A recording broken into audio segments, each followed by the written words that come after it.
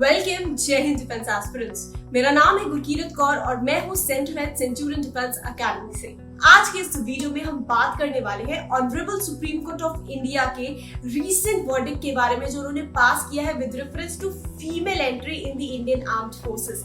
हाल ही में honourable Supreme Court of India का ये डिसीजन आया कि फीमेल एस्पिरेंट्स एनडीए व एनए एग्जाम के लिए अपियर हो सकती है। तो आइए आज के इस वीडियो में हम बात करने वाले हैं गर्ल्स की entry for national Defence academy examination के 3 पॉइंट्स के बारे में। मेरा पहला पॉइंट होगा कि why a girl should join the National Defence academy. Second part होगा इस वीडियो का जिसमें मैं बताऊंगी आपको एग्जामिनेशन पैटर्न के बारे में। Third would be how you can prepare for the upcoming NDA 2021 examination. So let's clear on girls.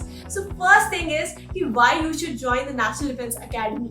सो इसका फर्स्ट रीजन ये है कि आप क्लास 12 अपियरिंग और क्लास 12 पास होने के बाद में ये एग्जाम दे सकते हैं 19.5 साल की उम्र तक। जी हाँ, जो एज लिमिट है for NDA exam that is from 16.5 to 19.5। अब इस बीच में आप सोचिए 12th पास करने के जस्ट बाद में अगर आपको एक अफसर बनने का मौका मिल रहा है तो why not you should go for this particular job, है ना अपने आप में एक बहुत बेहतरीन अपॉर्चुनिटी। इसी के साथ साथ में सेकंड रीजन ये है कि एनडीए ज्वाइन करने के साथ साथ में आपको मिलने वाला है भारतीय सेना में परमानेंट कमीशन। जी हाँ, यानी अभी तक तो फीमेल एस्पिरेंट्स की एंट्री होती थी इंडियन आर्म फोर्सेस में ग्रेजुएशन के बाद में, वो भी होती थी शॉर्ट सर्विस कमीशन के लिए दैट इज 10 + 4 साल की नौकरी के लिए। लेकिन अब आप परमानेंट कमीशन के तौर पे सर्व कर सकते हैं इंडियन आर्म फोर्सेस में। Such a good opportunity. Third is National Defence Academy offer करती है आपको ग्रेजुएशन का ऑप्शन जिसमें आपका खर्चा बिल्कुल भी नहीं आता है। आप अपनी हायर एजुकेशन को कंप्लीट करते हैं सरकारी खर्च पे। जी हाँ, आपको एनडीए के थ्रू बीए या फिर बीएससी या फिर बीटेक कोर्स के लिए एनरोल कराया जाता है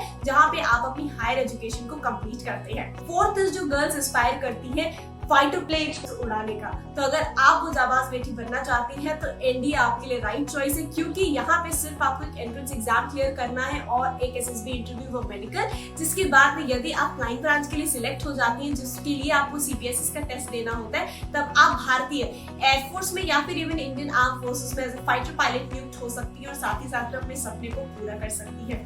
फिफ्थ इज कि एक ऐसी यूनिफॉर्म ऑर्गेनाइजेशन है जो आपको ऑनर भी देती है, रिस्पेक्ट भी देती है और साथ ही साथ में अच्छा सैलरी पैकेज भी सर्व करती है, जिसकी वजह से आप प्रॉपर तरीके से इस पर्टिकुलर इंस्टीट्यूट को ज्वाइन करके अपने सभी सपनों को साकार कर सकते हैं। आइए अब हम बात कर लेते हैं इस वीडियो के दूसरे पर्सपेक्टिव के बारे में दैट इज एनडीए का एग्जामिनेशन पैटर्न। मैं आपको बता दूं, national Defence academy Khadakwasla Pune को ज्वाइन करने के लिए आपको एक सिलेक्शन प्रक्रिया से गुजरना पड़ता है, जिसमें सबसे पहले आप देते हैं एनडीए का रिटन एग्जामिनेशन। रिटन क्वालिफाई करने के बाद में आपको 5 दिन के सर्विसेज सिलेक्शन बोर्ड के इंटरव्यू के लिए बुलाया जाता है। इंटरव्यू कंप्लीट करने के बाद में आपका मेडिकल टेस्ट होता है और यदि ये तीनों ही चीजें आप प्रॉपर तरीके से पास कर लेते हैं तीनों प्रोसीजर्स को, तब आपकी फाइनल एक ऑल इंडिया मेरिट लिस्ट बनती है जिसके आधार पे आपका सिलेक्शन होता है। तो सबसे पहले बात करते हैं रिटन एग्जामिनेशन की। बात करें रिटन एग्जाम की तो रिटन में आपके 2 एग्जाम्स होते हैं, पहला मैथमेटिक्स एंड दूसरा जनरल एबिलिटी टेस्ट।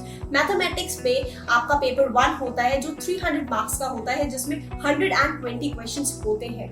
इस प्रत्येक पेपर में आपकी नेगेटिव मार्किंग होती है और इसका जो सिलेबस पैटर्न होता है ये 11th व 12th क्लास बेस्ड होता है। यदि हम बात करें हमारे second paper that is GAT जो कि उसी दिन कंडक्ट कराया जाता है, ये 600 मार्क्स का एग्जामिनेशन होता है जिसके अंदर 150 क्वेश्चंस होते हैं जो कि 2 पार्ट्स में डिवाइडेड होते हैं, जिसमें 50 क्वेश्चंस इंग्लिश के होते हैं और 100 क्वेश्चंस आपके जीएस और जीके के पोर्शंस के होते हैं, जिसके मेनली सब्जेक्ट्स होते हैं आपके हिस्ट्री, ज्योग्राफी, पॉलिटी।